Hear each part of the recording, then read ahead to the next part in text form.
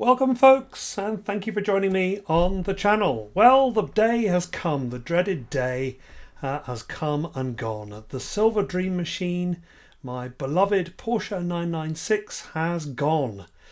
I shall miss it, and we've had some fun times in it, but I wanted to experience something else.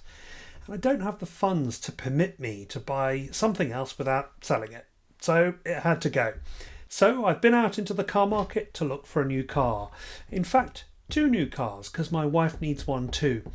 Here's the thing though, even if you sell your car for a profit, it's hard to find a new car at MSRP.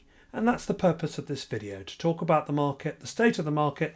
I'll take you through my own examples, as well as looking at what this means for the industry. Is this a paradigm change? Are we going to see a new model? Is there a new model emerging, or is this temporary? So in my own case, as I say, I'm looking for two cars. I thought I'd buy a new Porsche, and I'll get to that in a moment. But I'm also looking for an SUV for my wife. My wife drives a mid-range VW Atlas. Nice car, frankly. Doesn't set the world on fire, but it does exactly what it needs to. So we thought this time, instead of a VW, we'd go and look at a Kia Telluride. Kia Telluride's very popular in the United States, very good cars as well. But you know, they're a Kia commodity car, right? You know, no commodities in the market anymore. There are no volume in the market anymore, I should say, even though they are in fact commodities.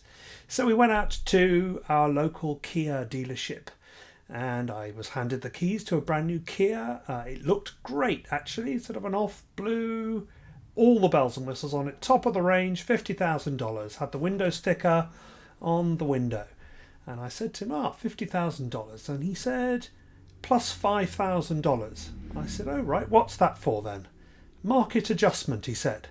So I handed him the keys back, and that was the end of that conversation.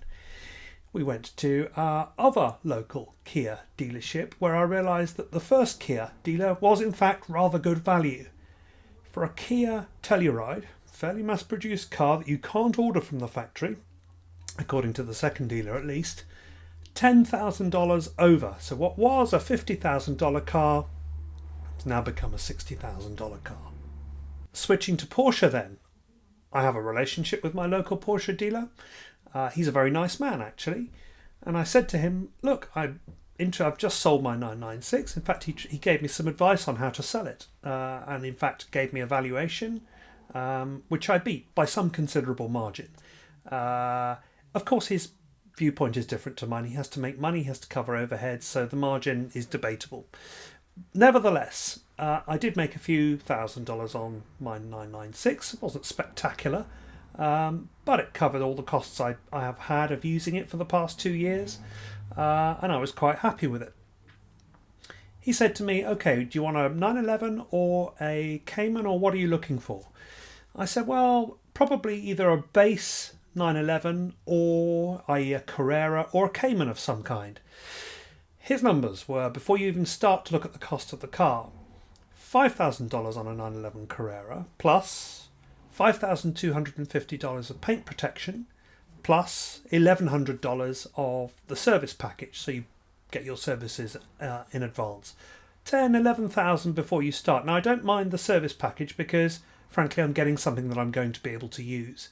I really object to the $5,250 paint protection. I'd probably lease a 911. I probably wouldn't buy it, and therefore I'd probably keep it for 2 or 3 years. In which time I'm pretty confident I can keep the paint in a very good condition. To his credit, he said he could waive all or some of the $5,000. On a Cayman, by the way, that would have been $3,000. And he said he'd waive that for me. So fair's fair. He did agree to waive that. However, I don't want the paint protection package, and he wouldn't waive that. So I haven't tried any more Porsche dealers because my experience of the Kia twice and the Porsche dealership tells me that it's not an easy market to be out in at the moment, and if one person's doing it, probably they are all doing it. A complete rip-off, right? Or is the model just changing? Let me explain. You have to see the whole picture before you can judge, really. Dealers used to work on selling in volume and cutting margin, and it's a very good system for manufacturers when you think about it. Staff at dealers, generally speaking, are paid low salaries, often reflected, I have to say, in the quality of those people, of course, which is only topped up if they sell a car, and thus no one pays large amounts of salaries until there is a win for the manufacturer. It is actually a very cheap way to distribute cars for the manufacturers, and the dealer usually only gets paid when volume targets are met, rather than on the profit of each car. You'd find plenty of stock on the dealer lot going back 2-3 years, and you'd be able to get them at a good price because they're looking to pile them high and sell them cheap. Lots of frequency and, small margin, but get them off the lot. Now, then, there are hardly any cars on the lot, and every car a dealer gets, they sell easily. The problem, of course, then, is that the dealer sells in much lower volumes, doesn't meet volume targets, or receive volume bonuses, and in order to survive, has to increase the margin. All of this, of course, is passed to the customer, which is a problem, of course. The dealer is adding no further value to the transaction than he was before, but now he's charging way over MSRP, not to mention any finance or insurance he sells. So the real question then is whether you value the dealer to the tune of $5,000, $10,000 or $15,000. Another question then is if we will go back to the old model of pile 'em high and sell 'em cheap, or if there is in fact a paradigm shift, a sea change, a permanent change to the model. If it is the latter, then charging the customer more isn't sustainable in the long run, in my opinion, because, and to answer my own question, no one in the world values a dealer to the tune of $10,000 or whatever they charge. Put another way, is the car the same value all of a sudden if it is 10 grand more expensive? So a Kia that would have gone for 50 grand now is a 60 grand car. Is it really a 60 grand car? Same with a Porsche 911. You may have priced one out at 120,000. Now it's 131. Not quite so much of a difference there in percentage terms, but you get the point. This means that the model has to change, and if dealers can't get what they think they are worth, then they will go the way of the dinosaur, and I for one won't miss them. I think their message of helping the customer doesn't align with how they are compensated. They have to shift metal at the highest possible cost, and that demonstrably doesn't help the customer.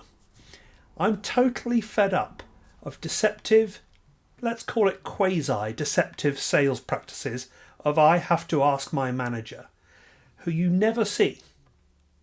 Collecting deposits for cars they don't have allocations for. The whole process is mired in bullshit, smoke and mirrors, in my opinion, and I hate it. It's just too stressful when the product and service they provide is exactly the same from one dealer to another. So I wonder whether we will see the Tesla model being replicated, direct to consumer. Here in the US, dealers are protected by law in order, they say, to protect the consumer from the manufacturer. Wholesale bullshit, of course, because the consumer is the one being shafted. Their legal protection, in my opinion, should be removed, and there should be more customer choice rather than giving them a monopoly. If people want the dealer, then they should be able to use them. But if they want to buy a commodity from the manufacturer and waive dealer nonsense, then they absolutely should be able to. As for me, I'll be sticking with the green flash for a while, so look out for videos on that. I'm in no rush, although I might make a cheeky investment if something nice I see that is remotely good value comes along, so stay tuned. Thank you very much for watching. My apologies for the rant, and I will see you in the next one.